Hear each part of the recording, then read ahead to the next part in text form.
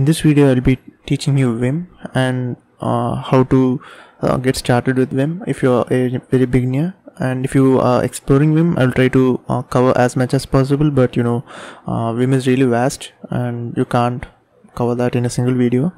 So I'll try to finish or cover as much as I can. So let's get started. First question what I want to address is that what is Vim? So if you are new and if you don't know and if you have not heard about Vim, then I would just like to say that Vim is a basic I would say Vim is a text editor, and it's actually an advanced text editor when you compare that to something like Sublime or VSCode. Vim tends to be productive for most people, at least for me it is really productive. And the most important thing that developers or anyone who's learning Vim tend to give up very early, and the reason being that Vim has a very steep learning curve. Vim has a very steep learning curve, and it's really easy to give up. And I would say that if you are starting to learn Vim, then the first few weeks, at least few days or few weeks, it's going to be really non-productive and you're going to suck at it. And if you hang on to that, being non-productive, and if you try to do things the Vim way, then I think you would get the hang of it, and you will eventually be really productive. And as time passes and you continue using Vim, you will try to discover some new things. And actually there's something to learn every day in Vim, a new command or something like that, something to learn every day. So that's really interesting about Vim, because you have to there is something better to do which you have already done. So there's some better way of doing that. Let's get started by opening a file. So if you can open a file by saying Vim space the file name, so you can say app.js. For me right now there are so many packages installed and something like that, which I would be discussing later in this video. So I want to open freshly installed Vim, so I will just quit this and I will just open, so saying that don't load any packages, and just open the plain Vim which I get by default. So you can see that this is Vim, and you have some help commands here and something like that. And the most important one is this, it says how to exit Vim, and most people get stuck with it and they forcefully quit the terminal. So that's kind of funny. And you can actually open a file by saying command : so that goes into the command mode. So this is command mode, and you can type any command here. So for now just stay with me. I want to say app.js, so which means that I want to edit the file app.js. So this opens the file app.js for me, and you can see this is a file. There are 4 modes in Vim, and they are namely normal mode, insert mode, visual mode, and replace mode. And the most used ones are, I would say, the first 3 are normal mode, insert mode, and the visual mode. So why do we even need modes? Because other text editors don't have this. So as I said, Vim gives priority to each of these modes, and Vim's most important thing that it cares is that to traverse the text from one point to other. So you might have observed that in normal mode, the Vim, when you open Vim, it usually loads up the normal mode, and you can't type or you can't select anything, you can't do anything except moving around. You can just move on from one place to another. That's it. You can move. If you want to move, you have to come back to normal mode, and then you can move, and then you can move into insert mode and then type anything you want. So there are some techniques to move from one place to another. You can't just keep saying the down arrow to go. You actually don't even use arrows in Vim, speaking of. So the most 4 important keys to traverse instead of these arrow keys are H, J, K, and L. So these are the 4 keys that you use to traverse instead of arrow keys. So to go up, you type K. So you can see that when I'm typing K, it goes up, and to come down, you can say J, and J brings you down. And similarly, you can use L to go left, go right, and H to go left. So these are the 4 commands that you'll actually need to get the muscle memory for this, because this is really hard when you try to change instead of, using instead of arrows. So in Vim you mostly don't use arrows at all. You don't use the arrow keys. You just use the H, J, K and L. So these are the four most used keys, I would say, to move. And you can combine in Vim. You can use a combination of different keys to get a result.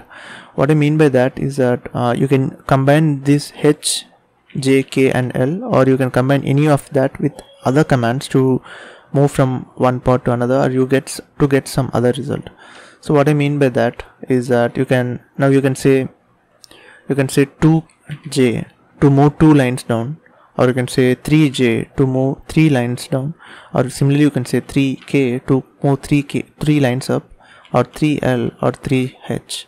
So you can as you see, we can combine these things with different numbers or different characters actually to get some different unique result. And another thing I want to say is that you can move, as I said, you can move up, down, left and right, and you can move in numbers. You can move 3 lines down, or 4 lines up, or 5 lines down, 5 lines left, 5 letters left. So you can move like that. But if you want to move in blocks, you can actually do shift and opening, close, it's closing brace. Shift and closing. You can just say closing brace to move to the next block of code. So you can see that when I type the opening brace, it goes above, and when I click the closing brace, flower brace, it goes down. Similarly I can do that. And this is the last one. This is the last line. I can't go below that. So what I can do is that let me go a bit up, and let me create a new line here. Then you can see that I'm coming to this this block of code, because this is a different block of code. So we are separating this using a space, and instead of going to top, now we are setting at that block of code. So you can traverse like this also. So usually in files you have many spaces or many line breaks. So this goes to each line break, next and next. So that's what it is. And another way to traverse within the given screen is H and M and ML. So what H does is, it is a capital H, not the small h. The capital H goes to the top of the screen. So in this given screen, it goes to the top or the first line, and similarly L goes to the last line, and M goes to the middlemost line in the screen. So if you go above and you say M, that's the middle line, and if you say H, it goes to the top, and if you say L, it comes to the bottommost line. So this is another useful technique if you want to go within the screen. You no need to go up. I mean you don't need to traverse till here to reach this line. So you can just do H and say 4J to come to this line. So now let's say I want to go to this line. How would I go from here? I can either do J and I can go to that line, or I can skip by blocks and I can go to that line, or maybe I can say M and then traverse to that line. And instead of this screen, if you want to traverse to the end of the file, you can say capital G to go to the end of the file, and you can do double small g to go to the first line of the file, not the screen. So capital G and double G. So it is used to actually traverse to the top of the file and bottommost line of the file. So capital G goes to the bottommost file or bottommost line, and double G goes to the topmost line. When you are moving between in the same line, if you want to traverse, you can do L, but that seems to be a bit very inefficient. So there is another key press for this. You can say W to go through the words and B to come back through words. As you can see, it is going, I am just clicking W and it's going from word to word, and B goes back from word to word.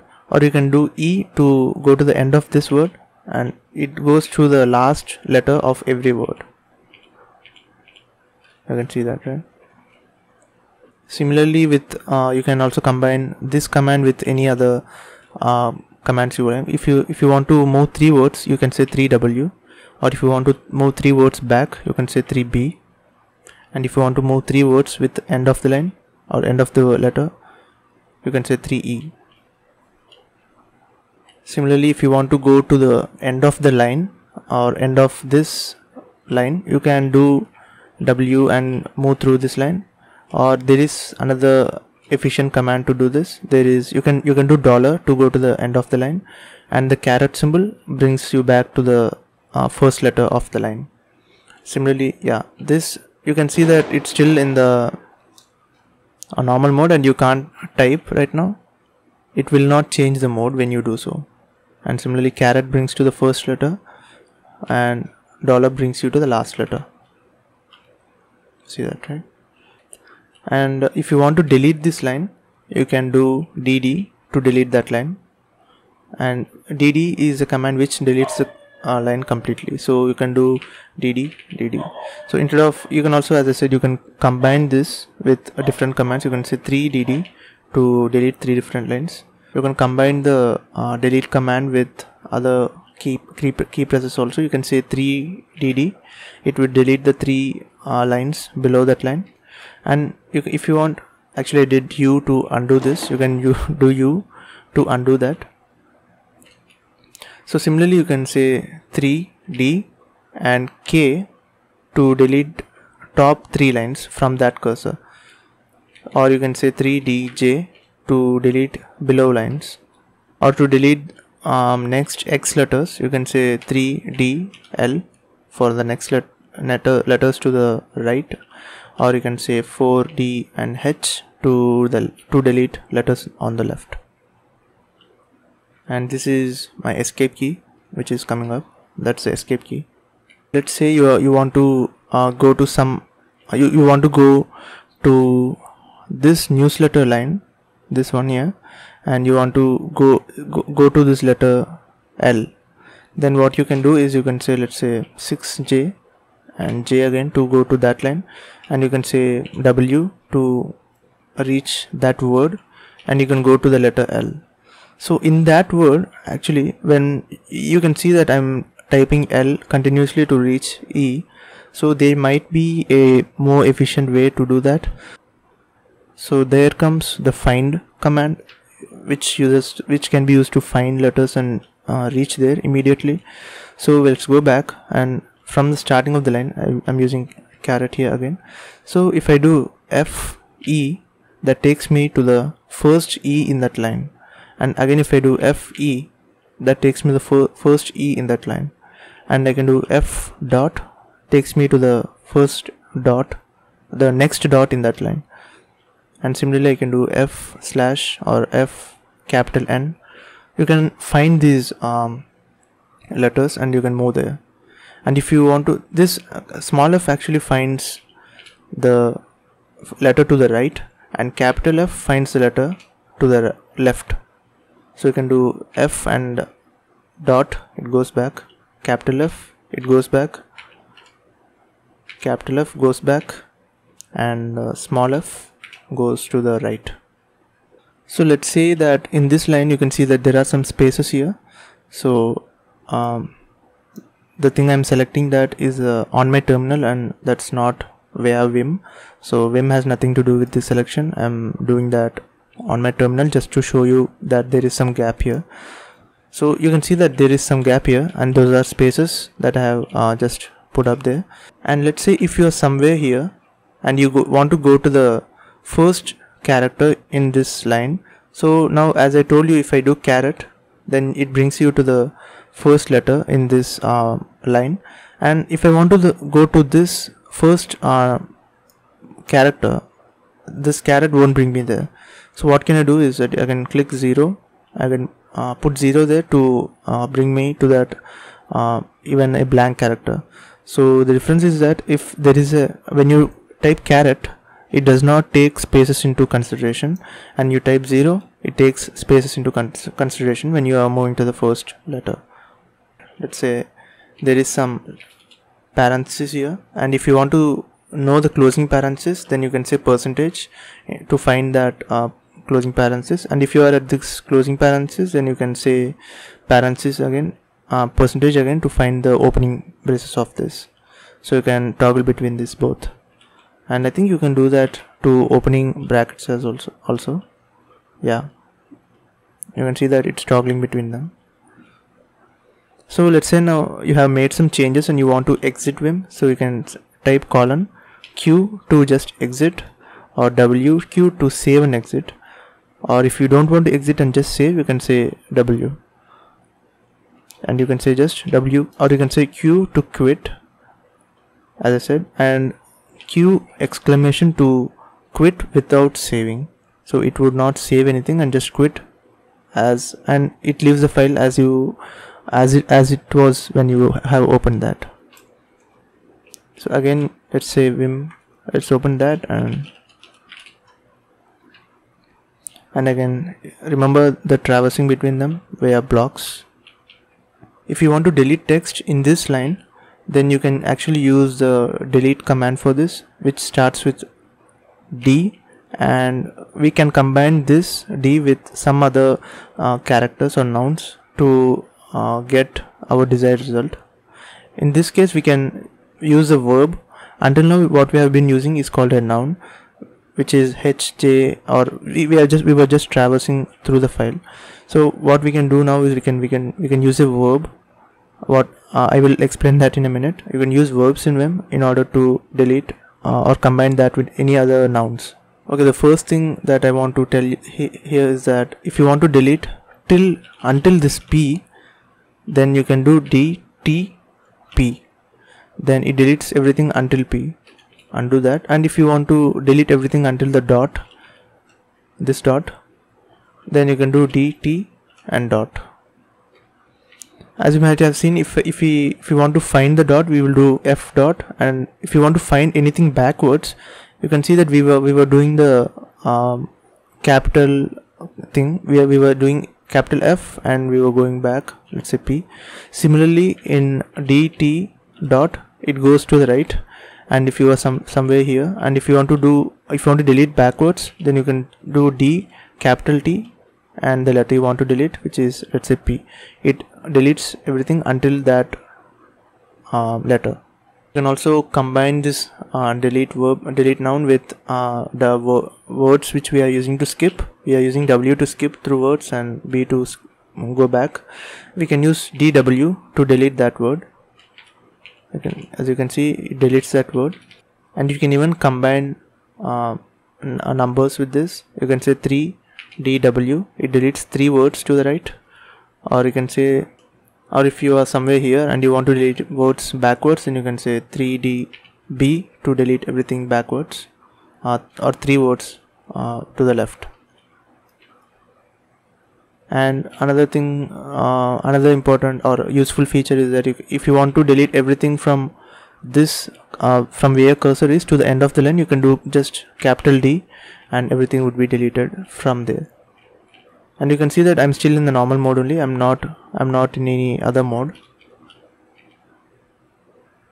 So until now, what we have discussed is completely normal mode, and it has nothing to do with the insert mode, because we are not typing anything. We are just moving around and we are just deleting text. We are not selecting anything, and we are not creating new letters, or we are not writing anything. If you are somewhere in the middle of this line and you want to delete everything to the left, then you can do D and caret.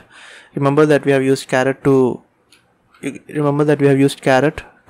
go to the starting letter of the file or the line, and we can combine that with delete. I can say delete D and then caret, so that when you're going back, just also delete this. So it's, as I said, you can combine different commands to get some result. Another feature in Vim is marking. So this is actually most underrated feature in my opinion. What I am talking about is that you can actually mark some places and you can come back to that place with a command. So if let's say you are doing some most important work here and you tend to come to this line again and again, so you don't need to in other text editors you have to scroll back and you have to come here. So in Vim, what you can do is you can mark that place and you can come back to that anytime with just one click. So how to do that is that if you have to mark by saying M, and you can use any letter in this keyboard. Let me say A. So now my mark is set to this exact where my cursor is. So I will go back and I will say to get to that mark you have to do apostrophe and the letter which you have given. As I have given A, I would type A here, and you can see that I came back where I was. Again I will go back and I can say not only here, even if I'm wherever in this file, I can just do apostrophe and A, and I will get back to that line. If you're trying to go to some place where, or if you're trying to access some marker where you even have not placed that, it would throw you some error saying mark not set. So this is an error saying that mark was not set to the letter you were pressing. So I was pressing D, which I was not which I have not assigned any marker to. So if I say I assign some marker here, let's say MD, I have assigned a marker there, and I go back somewhere here and I say apostrophe D, it comes back to that line. And you can also see that when I do apostrophe D, it goes to that line, but I have placed my mark right at this letter R. To get to that letter, you must actually do backtick and then the letter to get to the exact position where the cursor was when you were marking that.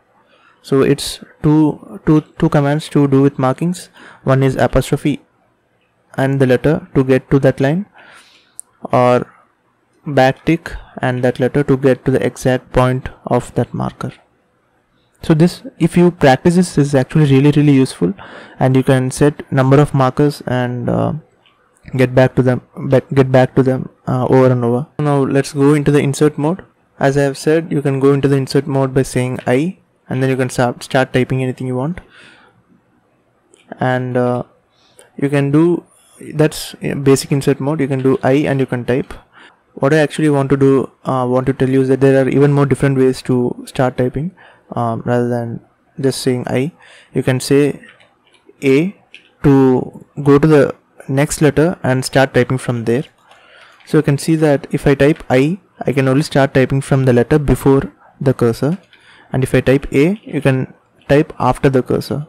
So that's the difference. And if I want to type from next line, you can do O and it goes to next line, and you can see that now it is in insert mode and it's not in the normal mode. And I can say that I can type, and if you want to go to the above line and type, you can just do capital O, it goes to the above line and puts you in the insert mode, and you can just start typing. Similarly, if you are somewhere in the middle of this line and you want to go to the first letter of this line or go to the start of this line and start typing, you can say capital I, and it takes you to the first letter and puts you in insert mode as well. So you can just start typing. Whereas when you are in caret, when you type caret, it would not put you in insert mode, but when you say capital I, it would put you in insert mode, and also you can just start typing there. That's kind of handy. And if you are somewhere again in the middle of this line and you want to go to the end of the line and start typing, you can say capital A to do so, and it puts you in the insert mode again. Go back and you can do A, puts in the insert mode. And if you want to delete everything from this line and still stay in insert mode, you can do capital C to do that, and that puts you in insert mode.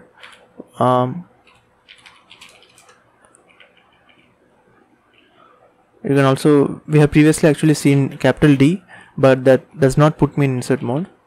Capital C puts me in insert mode and lets me type anything I want. And you can when you start using Vim, you can actually you can combine commands like, let's say F dot, go there and type A, and then you can start typing from here. So you can combine these and you can make things more productive, which would you might also have seen that I have not used my mouse and my hands are on my keyboard. If you can see, yeah, my hands are on my keyboard and I have not touched my mouse until now. So that's one advantage, major advantage of Vim, which is I need not even touch the arrow keys, so that my hand stays on this H, J, K and L to traverse, and some other commands to combine them to stay productive. So if you want to open another file, you can do similarly, you can do :E and the file name, which was server.js, I think so. Yeah, it opens me another file. But if I want to open a split file, which means I want two windows side by side, then I can do vs or vsplit and the file name, which is app.js, and it opens me a new or a file which is a split window which plays side by side. And if I want to commute between these two windows, I can do Control W and then L to go to the left window, Control W and H to go to the left window. To open a horizontal split, you can just say :split and the file name, which is server.js, and it would open me a new file horizontally or new window horizontally. And you can commute between these windows, as I said, Control W, and to which direction of window you want to go. You can either say J to go below, or L to go to the right, or H to go to the left. So you can do the same between, you can do this to traverse between the windows. And to close these windows, you can do just to and Q to quit, or and Q or WQ to save and quit, as you know. So this is how I traverse between the blocks. In order to copy the entire line, you can do YY to copy this line and small p to paste the line any number of times you want. And you can see that I have deleted those lines using DD. And you can also do 3WW to copy the next 3 lines, and you can do P to paste them. Let me show that. And you can do 3YY and come here, and you can do P to paste that, and you can see that the exact 3 lines has been pasted.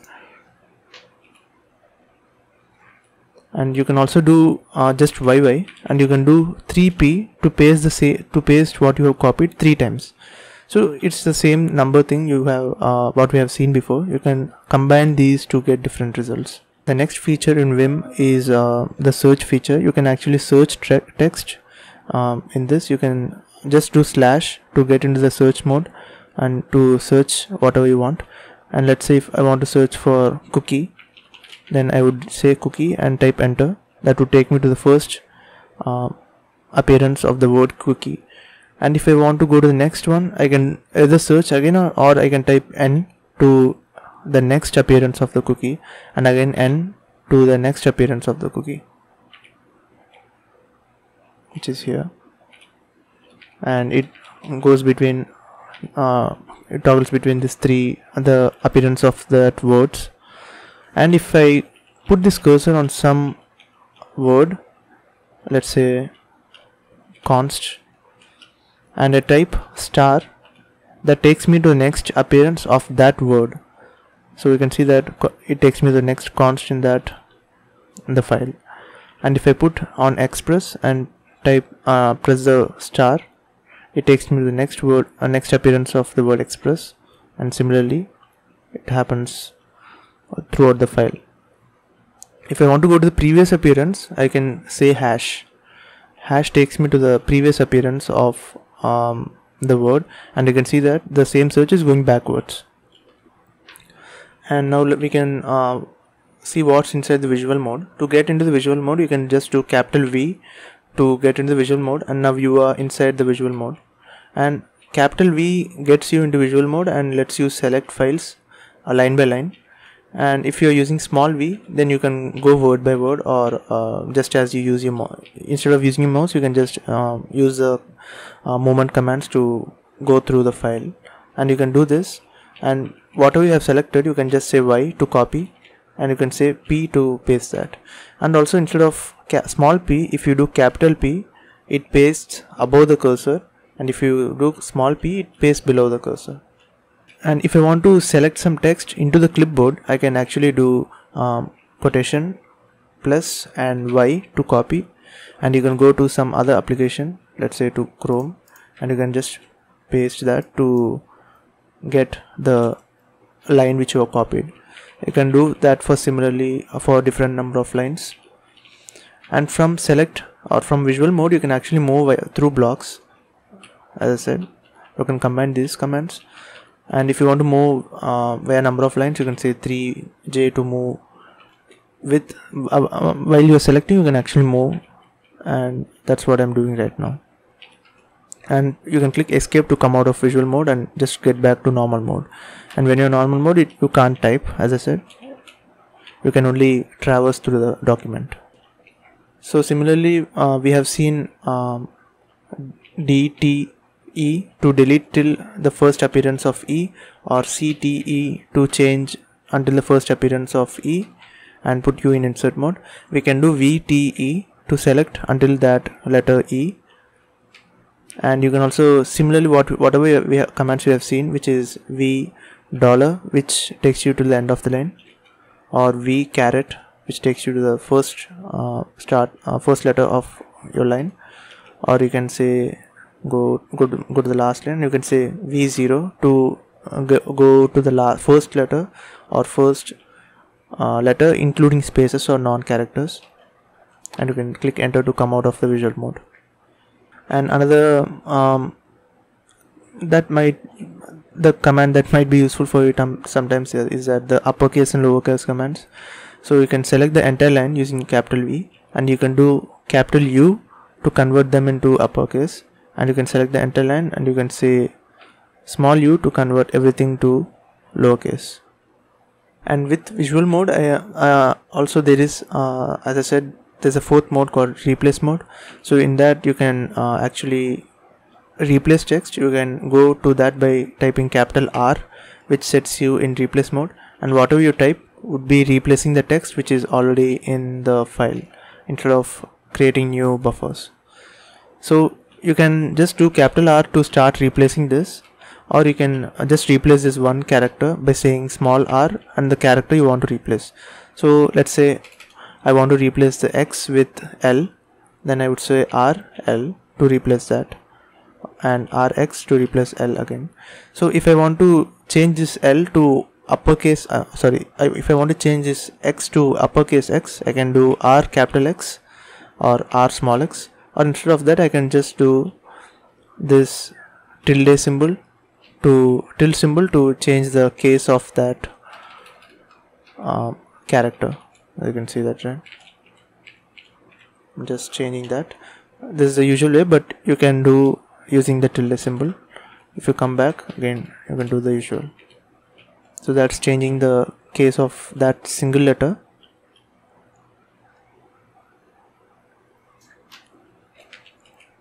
If you want to shift the line by one tab, then you can go into insert mode and click tab to move your line by one tab, or else you can just do greater than symbol 2 times to move the line to the right side, and you can do that to any number of lines. You can combine that with lines by saying 3 or 4 or 5 or n number of lines.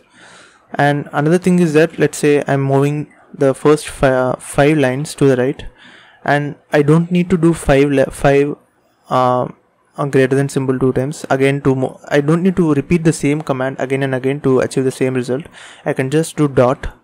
If I type dot, then the previous command which you have typed would be repeated. So you can see that it's moving.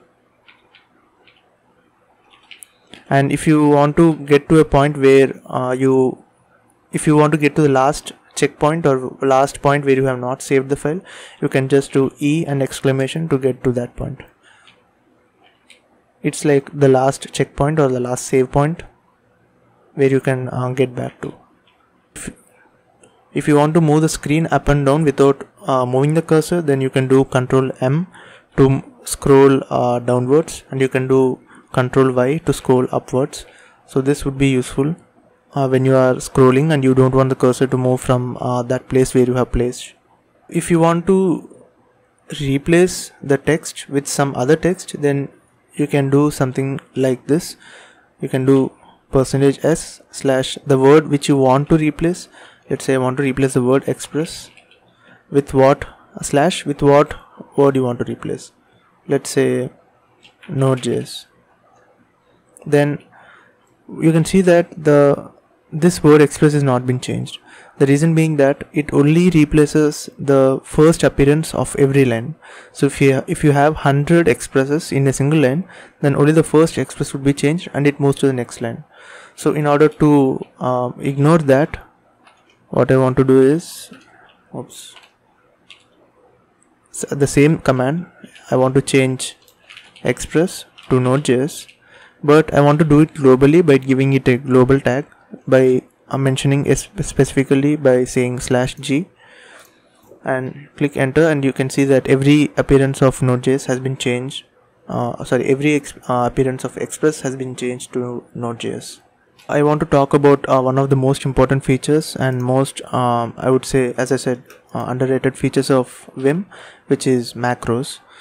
And to demonstrate that, let me clear everything from this file by saying D and G, which deletes till the end of the file, so, and puts me in normal mode as well. So what I want to do is, I would give a word, let's say some word like this, and I want let me first tell you what macros are. So macros are something in Vim which are a combination of key presses, and when you do that, you can tell Vim to follow some pattern which is under the cursor. So if I say, for this word, if I execute one macro which I have already specified what to do, or the pattern which I have given, then I want to just take this word and put that in this manner. So the meaning is that if I give the word express, I want, and I execute the macro, I want the line to be modified as such. I want the line to be modified into something like const the word I give is equals to require the word I give. So I want that to happen. So if there is no macros, I would type, every time I would type some keyword, and I would have to type the whole line. So what we can do with macros is automate the stuff in order to save time. So how to do that is that, let's create a new line by saying O. And how to do that is that we can actually, macros are actually stored in registers. As you might have seen, we have stored markers on registers. In a similar way, we can also store macros in register. So first, to record a macro, there is something called recording, which helps you save the pattern. So in order to record a macro, you can say Q and to which register you want to save this macro to. So let's say I want to save it to A, then I would say A, and you can see that it's recording at A. So before even recording, let me quit that using Q. I want some word under the cursor, so let me say express, some word, it may be any word. I want to stay in this, right? And what I want to do is that I want to, let's say QA to start recording, and what I want this to do is that select this and then start this, and again paste this, end this, and let me type Q to stop the recording. So what I did was as you have seen, it was express which was under the cursor, and what I did was, after when I started recording, I copied this word express, and I put const, and whatever I want to type, I typed and just pasted the words express here and here. So now if I have, let's say some parser, it's something random word, I want to get the similar result, then to execute this macro, what I would do is I would do at and the macro which you stored in. So I would say A, So you can see that the same thing has happened to this line, and you can execute a number of lines you want. You can actually combine this to a different number of lines. Let's say I have a different number of lines like this, and I want to execute the same thing for all the lines with one click.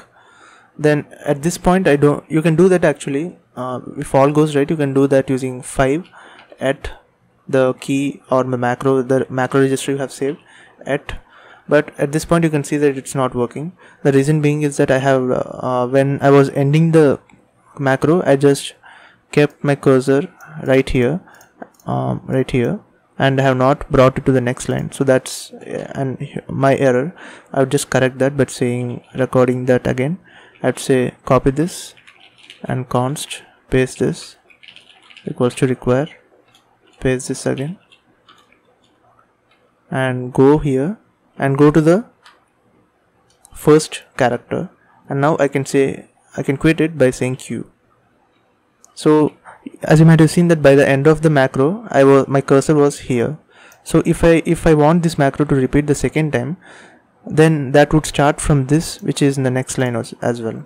So if I say 4 at A, then you can see that all the next four lines were the macro was executed successfully. So if I have 100 lines like this, then it would have been the same. So I can say 5 at A to get all the lines to follow the macro. So that's what macro is, and you can use this to fill the templates of some files or something like that, and it would be really useful. Until now what you have seen is that this is all plain Vim. So what I want to do now is that I want to teach you by installing the packages, how to install packages and something like that. So let's quit this, let's override, and there are so many like Vundle or Pathogen or something like that, but what I use is Vundle, and you can actually get it by just copying the files of the instructions given here. You can do the same. You can see that here. So another important topic or another concept is that the vimrc file. So it's the .vimrc file which is present in your system, and every Vim configuration is stored in that file. So if I open Vim now and I want to open a file, let me open with that none tag, and I want to open the file at home directory /.vimrc. that's my vimrc file. So this is my vimrc file, and you can see that when I go below here, you can see that there is this Vundle plugin here, and you can see the first plugin being Vundle. And if you want to install that fresh, okay, let me remove that.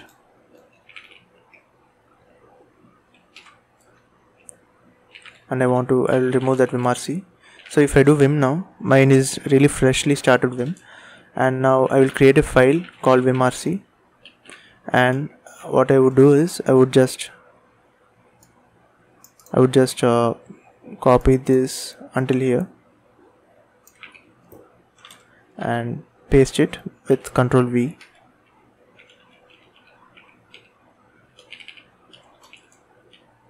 So let's see if this works or not. If to apply the changes, you can. So first thing I forgot to do is to set up Vundle, which is to clone the Vundle into my directory.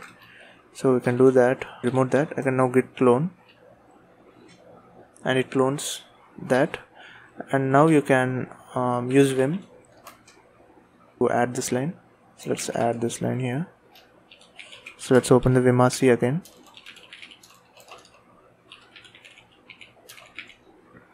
And I also want to uncomment these lines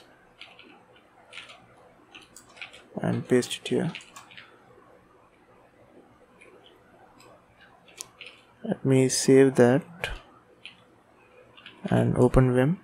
So there are no errors this time. We can do plugin install.